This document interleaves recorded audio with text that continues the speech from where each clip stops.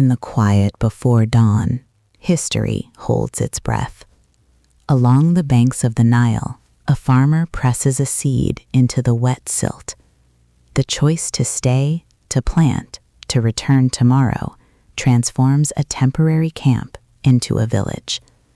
With surplus comes settlement, and the floodplain becomes a canvas for civilization, drawing people into shared work and shared rule. In mud brick cities by the Tigris and Euphrates, the first accountants tally stores of grain. On clay tablets, words become law, settling disputes and speeding exchange. As cities rise, so do questions. How do fields of barley become kingdoms? Ritual crowns the powerful, taxes fill the granaries, and walls promise safety. Power now has an address, setting the stage for a new debate: how we ought to live together. Around the 6th century before the Common Era, a wave of new thinking sweeps the globe.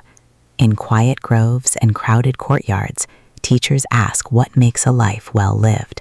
From Confucius defining duty, to the Buddha seeking a path beyond suffering, to Hebrew prophets demanding justice, their words anchor communities as power evolves from divine kingship toward the first republics and empires. These ideals travel. From the steppes of Asia to Mediterranean harbors, Persian roads link provinces, Hellenistic cities blend cultures, and Roman law knits strangers into citizens. Ideals move with armies and merchants. Power builds corridors, and these corridors carry culture, connecting empires from west to east.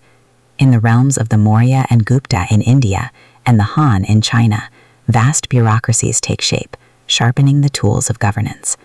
A web of tracks begins to stitch the continents together.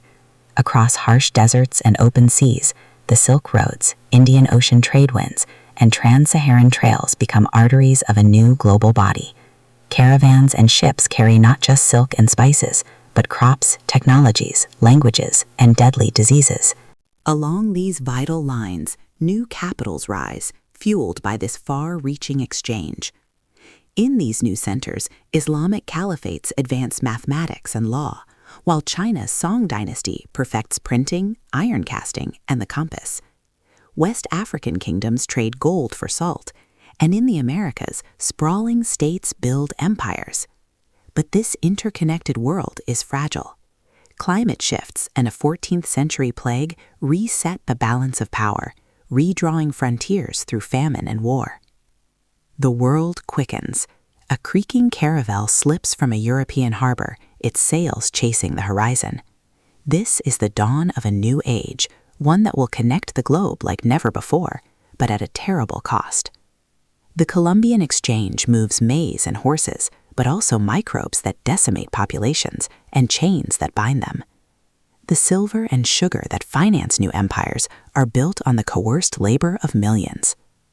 From this crucible of conquest and trade, new ideas surge forth. The Enlightenment champions reason and human rights, sparking revolutions from Haiti to Philadelphia.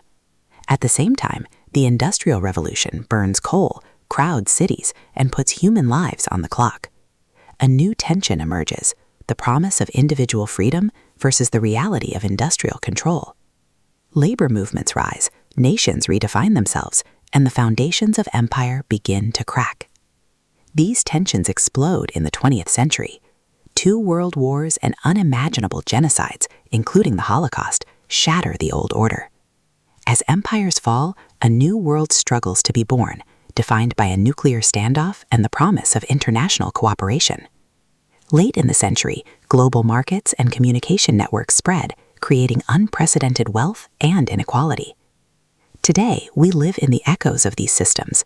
Our supply chains, our debates over justice, our digital lives all carry the legacy of silver, sugar, and steam. We face urgent planetary tests, climate change, pandemics, and the ethics of powerful new technologies like artificial intelligence. The currents of history that began on a quiet riverbank now flow through us, and the choices we make will shape the world to come.